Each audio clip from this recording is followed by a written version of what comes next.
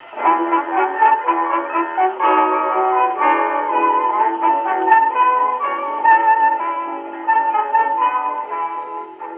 Monday, so it's time for another episode of Off the Menu. I'm Vincent Franchini, here with the illustrious Charles Coulombe. Illustrious. That's my word. That's my word for you. Thank you. I like that. Illustrious. Mm-hmm. Gosh, that makes you feel like a person of some note. How's your Advent been going so far, Charles? It's been going pretty good. Pretty good. I'm happy to say that on St. Nicholas's Day, I ate meat. Excellent. And celebrated St. Nicholas's Day. Same for the Feast of the Immaculate Conception, even though it's on a Friday. You can eat meat on... The Feast of the Immaculate Conception, you bet you can. Whoa. And there's a reason for that. Okay. What's the reason? Your nationality. My specific nationality? Yes. Italians? No, not Italians, and not Slovaks. Okay, what's the reason? What's your nationality? Okay. I'm from America. What country's passport do you hold? I'm from America. Ah, you're an American. Yeah. Okay. Our Lady of the Immaculate Conception is the patroness of these United States. Ah. And we as Americans, as Catholic Americans even, should look at the Immaculate Conception the way Irish look at St. Patrick's Day, the way the French Canadians look at St. Jean-Baptiste Day, the way the Magyars look at St. Stephen's Day. You get the picture. Yeah. That is our national day. That's when we should be waving the flag and having barbecues and setting off fireworks, which, if you think about it, for so much of this country, because December the 8th is kind of cold and snowy, that'd be a perfect time to be setting off fireworks and having bonfires. That's true. Yeah. I mean, it makes more sense in the summer. But that's, part of it. It's also a good time to pray for the conversion of these United States. Not just to be proud of whatever we have to be proud of, but also to pray that we become whatever it is God really created us to be, as opposed to the hellhole we made. But, there's more. Although I didn't celebrate the day by not fasting or not abstaining, December the 7th was the Feast of St. Ambrose. Ooh. But it was more than that. It was two important historical days in the American memory. The first, yesterday, December 7th, 1941, a date which will live in infamy. The United States of America were deliberately and premeditatedly attacked by naval and air forces of the Empire of Japan. It's Pearl Harbor Day. It's December 7th. Right. All right. So that's one important date for us Americans to feel good and strong. Yeah. The second, not so much. Oh. It's another day of infamy. Okay. It's the day we declared war on Austria-Hungary and Blessed Emperor Karl in 1917. Whoa. Well, we didn't declare war on Blessed Karl. We declared war on the machinery that he was a figurehead of. You mean like if someone declared war on the United States, they wouldn't be declaring war on President Trump? Right. That's right. Yeah. Yeah, that makes sense. What is interesting is that our president at the time, Woodrow Wilson, was an ordained Presbyterian minister. So the only president we've ever had who was an ordained cleric made war on a saint. That's pretty epic. Wasn't that? It's sort of like Caiaphas going after Jesus. Anyway, I don't want to draw that too close a parallel. But, no, so that was a day of infamy, all right, only the opposite of Pearl Harbor Day. So, other than that, today is Monday. Golly, I can't believe it. Christmas is coming. The geese are getting fat. Second Sunday in Advent already. I know. You know what's waiting for us next week? What? Old rose vestments. Mmm. Let this be a lesson to you, ladies and gentlemen. You can tell a lot about your priest if he describes the vestments you'll be wearing next week as rose or old rose or pink. They're not pink, no matter how pink they look. What priest talks about their vestments? Oh, you guys liking my old rose vestments today?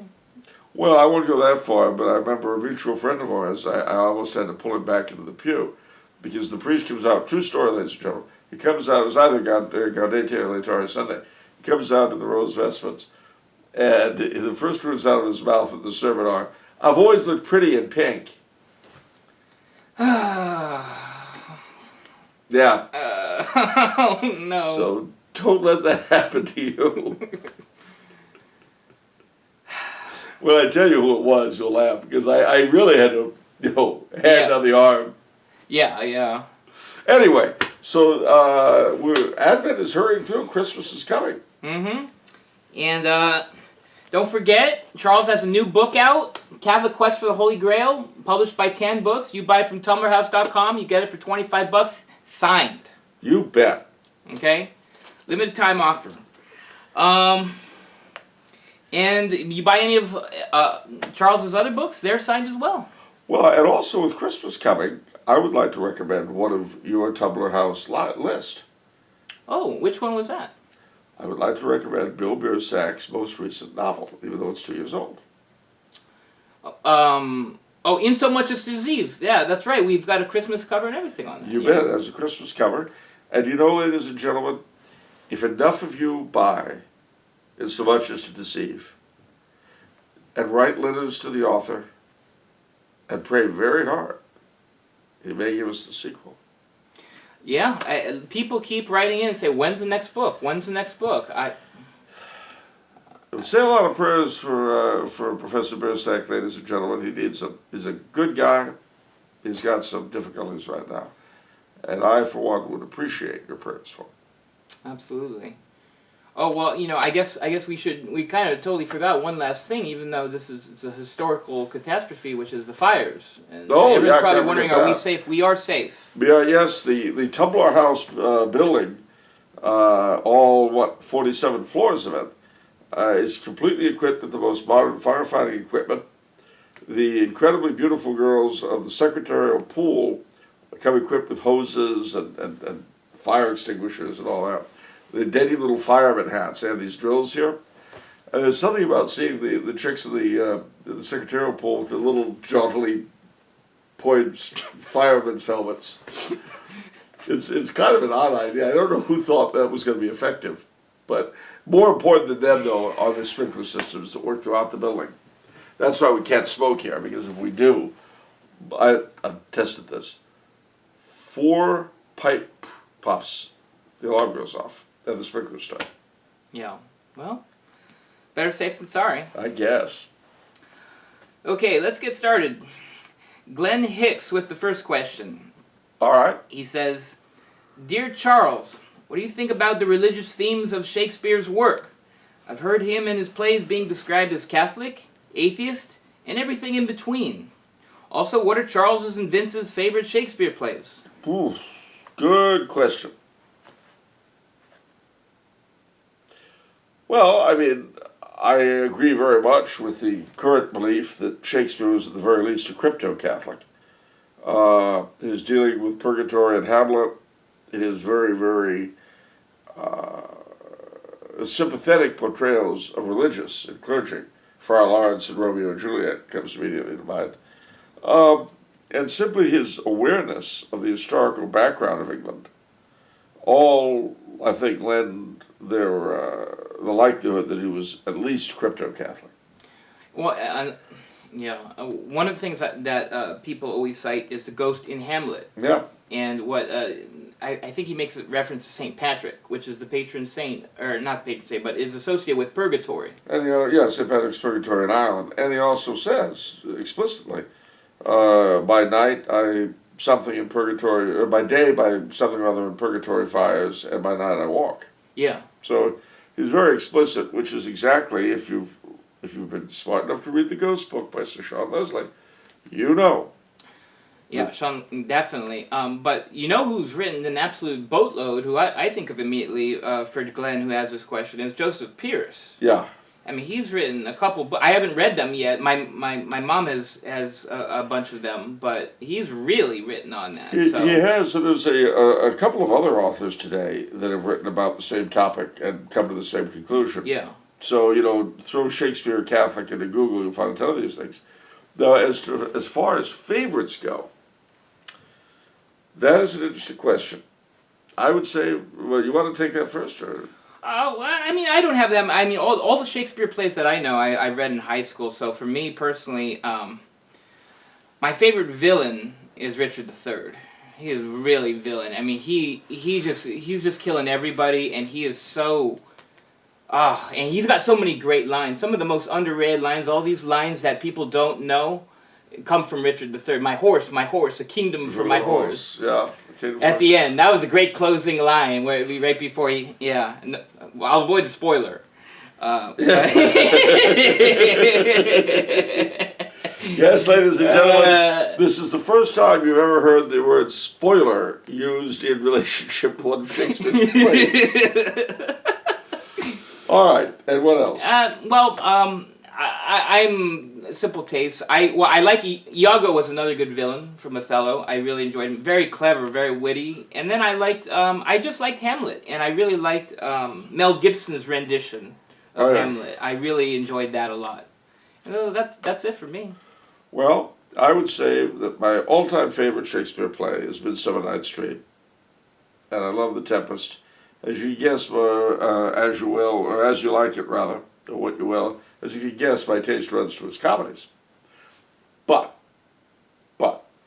I do have an appreciation for the rest of it. One of the things I really liked that was Shakespearean, although not by Shakespeare, was Orson Welles' pulling of the character of Sir John Falstaff out of Henry IV, Merry Wives of Windsor, which I also love, and Henry V, and putting it together into a movie in which Falstaff is the main character. It's called Chimes at Midnight, and it's the arrangement is Orwell. Oh gosh, Orson Welles, not Orwell. The arrangement is Orson Welles, but the material is all Shakespeare, and it's wonderful. Yeah, it's absolutely wonderful. Yeah, magical. I think that was one of his favorites too, of the things that he did. Yes, it was. Wells. Well, see, he identified with Sir John in a lot of ways. Yeah, and I can understand that myself. I mean, I'm getting to the point now that if I were ever going to do Shakespeare, I think Falstaff is probably the character I'd play. Mm-hmm. But I think maybe a couple of years yet. Okay. Okay, next question. Why do you believe people have stopped the practice of arranged marriage in the West? Why do you think even the very concept of arranged marriage is so alien to current Catholic people? Well, there are a lot of reasons. One of them is our concept of marriage has undergone several different changes. Our concept of humanity has undergone change. I mean, all of us today think of ourselves as atomistic individuals whose whole point in life is to be happy for ourselves. That's what we think we are. Mm-hmm. Now, the whole point about arranged marriage was for people who presumably knew better than the hormone-happy children themselves what would ultimately benefit not just the children in question, the two kids, but the families involved, the community, etc. That was the idea behind an arranged marriage. And if you were royalty, I mean, what was the biggest reason to marry your kid off to another royal? Well, really, to prevent war. So that your subjects and their subjects wouldn't be slaughtering each other. Yeah. Which was seen as a good. I would think that's more important than any other considerations. Well, you would. Today we just call it collateral damage when we murder tons of civilians. Oh, okay. So we're much more loving and forgiving people than our ancestors. Of course. You see, yeah, because we're wonderful and they weren't. But that was the thing, and of course, the higher your position in life, the more personal happiness you were expected to sacrifice. Well, now that we don't have any power-hungry monarchs who just marry to gain more power. Oh, that's a comfort. I mean, are you in favor of this? I mean, what do you think? Well, look, there was a time when a lot of marriages were arranged, and we had a low divorce rate. Now, very few marriages are arranged, and divorce is out the spout. Now, am I saying there's a direct causal connection between the two? I don't know. Mm-hmm. But, I mean, I think of all the people I know who are married, they all chose their own spouses. And at the risk of sounding unkind, most of them didn't do a hell of a good job. Because their decision-making was based primarily on hormones, partly on emotions. Very few of them had in mind any other commonalities. Wow. Very few of them stopped to think, well, what kind of children are we going to have? What will they get out of the story? What will their benefit be? Few of them stopped to look at the mother of the prospective wife or the father of the prospective husband and say, this is what I'm probably marrying 20 years from now. I see. See, we don't look at those things. Whereas our elders supposedly do. I say supposedly because it's important to remember that nothing in life is guaranteed and nothing is perfect. And marriage, I will tell you that I have known of some marriages that have been arranged even now that were very, very happy. I've known of some marriages that were strictly with people running into each other that have been very happy. Mm-hmm. But a huge proportion of any sort of marriage I know have, to a greater or lesser degree, been unhappy. Now, part of that is because you deal with two fallen people. Right. So, if you think that you personally are capable of making someone else completely happy, I think you're naive. Because surely no one else is going to make you completely happy. What makes you think you're going to make someone else completely happy?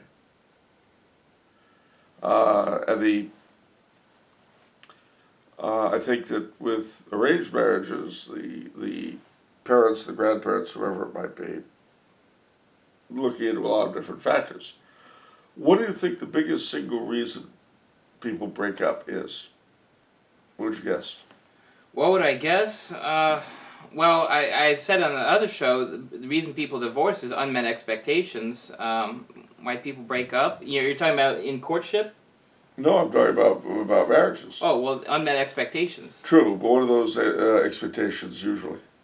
There's one particular kind of expectation that doesn't get Well, met. based on the last show, based on what you said, I would say cultural.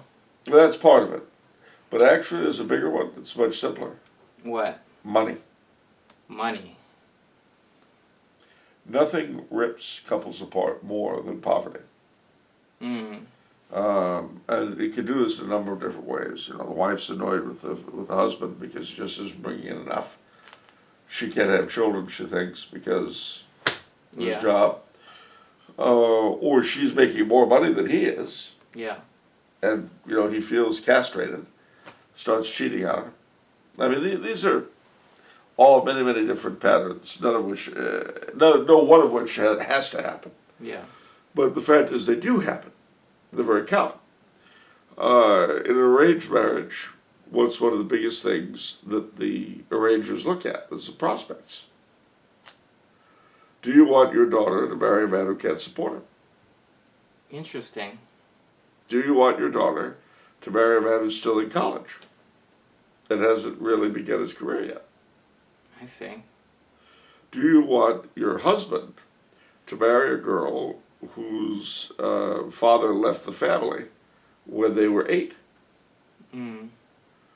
What sort of an idea of manhood is she going to have? See, these are all things that the couple will not take into account, but that parents or whomever will. I see. Now, having said that, is that a practical thing to talk about at this stage? Probably not. Probably screwing it up all on our own is what we're condemned to.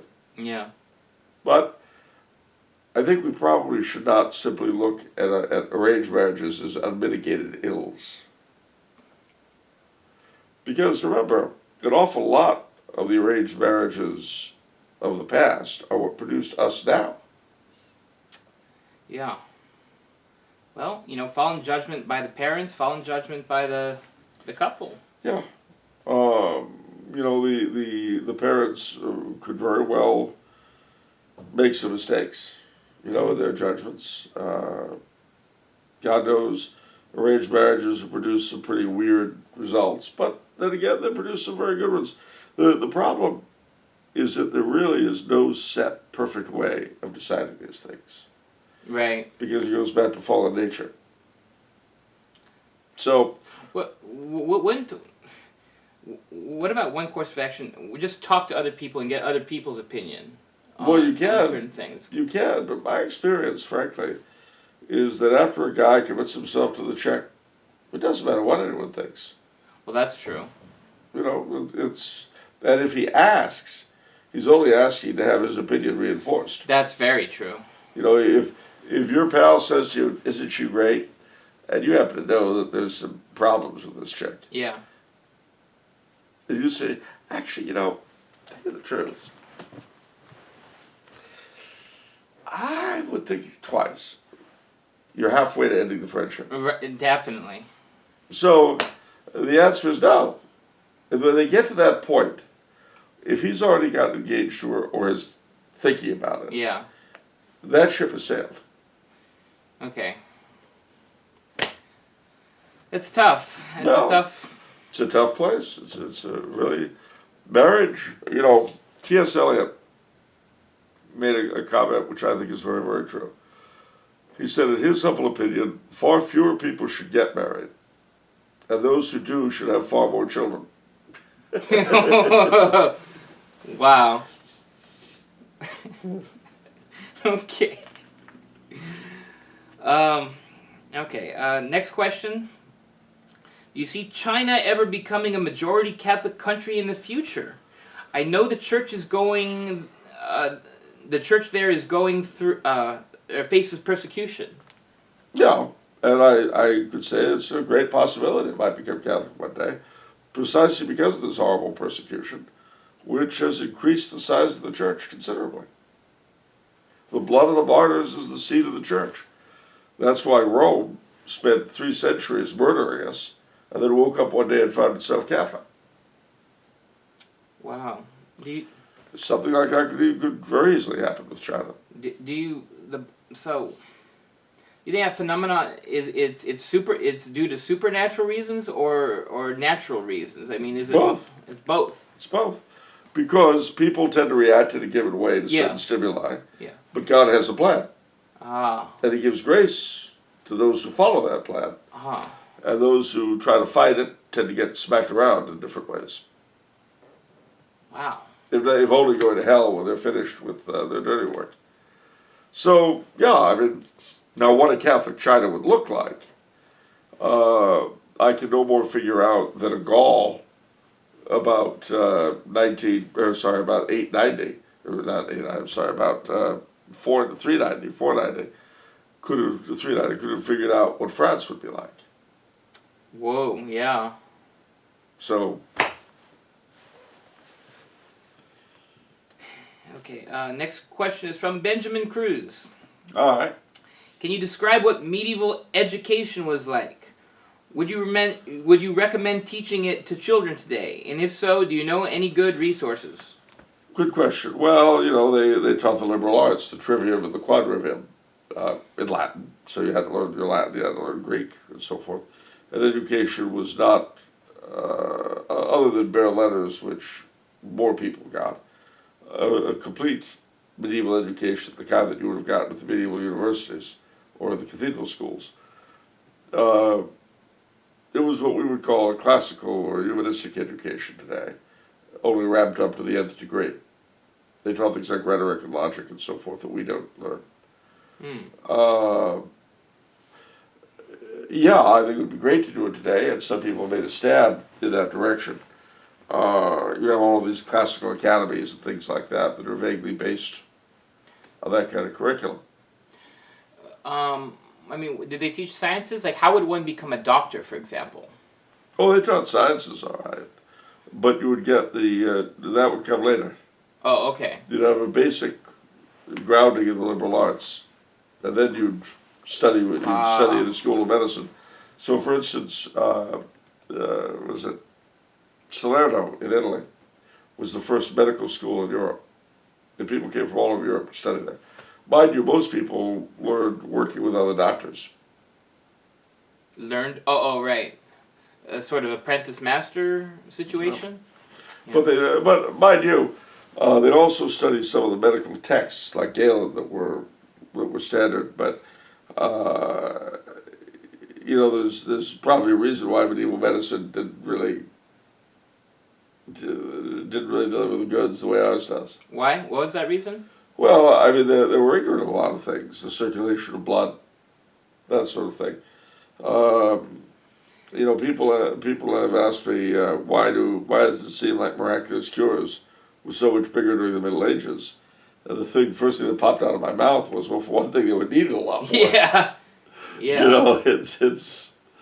But no, you would specialize. You'd have in the universities, once you got beyond a certain basic knowledge, universities had different faculties, which were arts, law, medicine,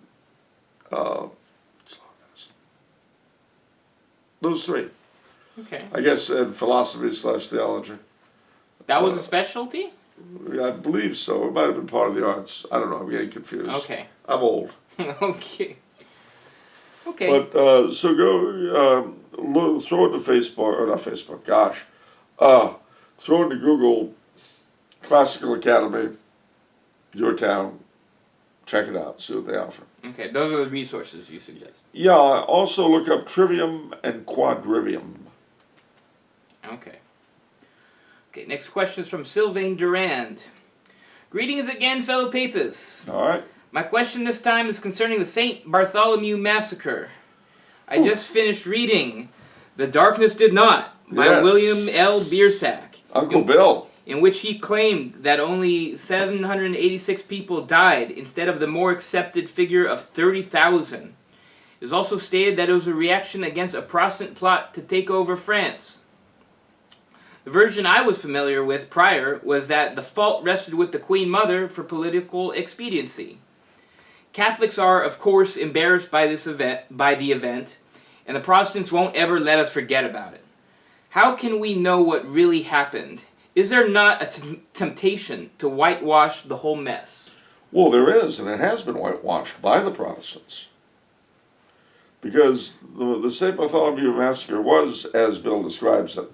Look up Reuben Parsons' chapters in church history. But you've got to remember that was the crowning point of the wars of religion, in which the Huguenots attempted to take over France violently and exterminate Catholicism. They killed thousands of people, destroyed churches, burned relics. They did horrible, horrible things. And you've never heard of that. You've never heard of that. You're right, there is a temptation to whitewash. And it's one we've succumbed to. And the version you know is proof of that succumbing to that temptation. Why? Because we're a post-Protestant country. And so our ideology is still anti-Catholic, even though we don't believe in God, of course. So we're not that Protestant. We're like Unitarians without the fervor. But we know we hate Catholicism. We being the academic mind of the United States and the West in general. So anyway, yeah. So to answer your question, there has been a tremendous whitewash. That's why you don't know what happened to the relics of St. Martin, for instance. What happened to the people who tried to defend them. It's why you don't know what happened to St. Francisco de Paula's relics. It's why you don't know about the terrible amount of reconstruction that King Henry IV, who had been the leader of the Protestant party and converted to become king, You don't know how much reconstruction France had to go through. And that's why Henry IV is considered such a great monarch. Because he took a country that had been shattered in that horrible civil war, brought about by the Huguenots, and he put Humpty Dumpty back together. So, there's your whitewash, rip it off. Okay, our last question today is from Nate. Hi, Nate. I rarely hear Catholics discuss vocations for lay single state in the world, at least for men. Can Charles discuss the lay single state in the world as a vocation? Well, I can. Obviously, if you're not called to the religious life, you're not called to marriage. What does that leave you with?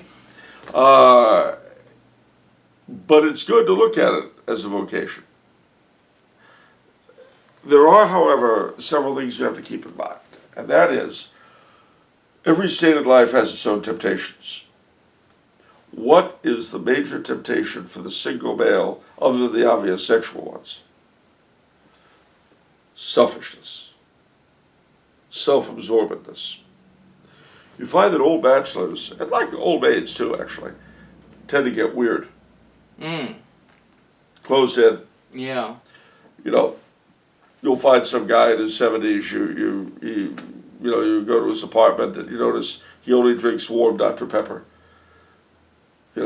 Well, years ago I read that ice in Dr. Pepper causes cancer. There are about 7 cats and 12. The smell of cat urine is fragrant. I love cats. Yeah, I can tell. Fixated on bizarre things, I don't believe in my socks matching. That matching socks is the kind of tyranny that fashion has put on us. So I make sure to wear mismatched socks as a statement that I, for one, am not going along with this. Well, I'm not even exaggerating. It's very easy when you live by yourself and you're answerable only to yourself to just become weird. Why? Because we are weird. We're fallen. So, if you feel called to single bachelorhood as a vocation, that's great. But there's several things you need to do. Firstly, wrap up your prayer life. And if, like for instance, if you don't have anywhere to go at Christmas, go to all 3 Masses. Midnight, the dawn, and Christmas morning. Cultivate your relationship, though, with your family and friends. You need them to keep from falling into yourself, from being only concerned with you and your thoughts and your ideas, because that's the way of Satan. It really is. If you have nieces and nephews, devote yourself to them. Not beyond what our faith requires, of course, but be of use to people, even when it's inconvenient. And have friends. This is very, very important, of all sorts, married as well as single. You need to be out there, because as a bachelor, you really don't have a private life of your own, other than to sit and to brood. And brooding is not a good idea. No. Bachelorhood was always discouraged in days gone by as being selfish. Don't let that be true. Let your life prove that bachelorhood can be a fruitful means of service to God and your fellow man, and not just simply a way of escaping responsibilities for anyone else but yourself, which traditionally is how people have looked at it. Not, to be fair, not entirely justly, but the married man looks at you and says, "You give them a life for Riley. You don't have to deal with the old lady. You don't have to deal with the kids. It's great. What do you got to complain about? Everything's wonderful." Contrariwise, the religious looks at you and says, "Well, you don't have to obey anybody. You don't have to deal with brothers or sisters who, you may or may not like. there's a famous story of Sir Alec Guinness, who played Obi-Wan Kenobi, just so you'll have context. I know, okay. All right. So he converted to Catholicism, but the beginning of it was the admission of his oldest son to Ampleforth School, which is a Benedictine school in Britain. Well, in those days, they didn't really like admitting the children of non-Catholics. Mm. And so the abbot sat him down and he said, well, firstly, bear in mind that at some point your son may want to convert, which actually did happen. Would you have a problem with this? He says, no. That's important, because if you would, why would they admit you? Uh-huh. Secondly, he said, now let's look at you. What do you think amongst greatest annoyances? And Sir Alec thought for a minute, based on the fact that he was a really wise man. He knew how people are. And he looked at the abbot and he said, other monks. Definitely true. That was Based it. on that's definitely true. That was it. And the abbot stood up. He shook his head and said, you're in. So, well, I mean, it showed him that the father of this kid wasn't a moron either. It was a test. Yeah. But at any rate, I say this because that is what the religious would say to you. You don't have to deal with what we have to deal with. The married would say the same thing to you. You don't have to deal with what we have to deal with. Don't let that be true. Don't let that be true. In fact, it becomes the other. You become obligated to do, in a sense, more than either. Because you have all the drawbacks of one without the advantages. All the drawbacks of the lay state without its advantages. All the drawbacks of the religious state without its advantages. So, if you really feel called to be a bachelor as a divine vocation, be of service. Be of service. Be as active as you can in doing things. In other words, live it as a real vocation, not simply as an escape from responsibility. Don't live down to everyone else's charges. Okay. That'll do it for this episode. If you'd like to send Charles a question, you can contact us through the Tummer House website. And remember, if it's Monday, it's off the menu. And if it's off the menu, you probably can't order it on the menu. No. No? No. All right. It would have been witty, ladies and gentlemen, but it wasn't. May your Advent be Lenten.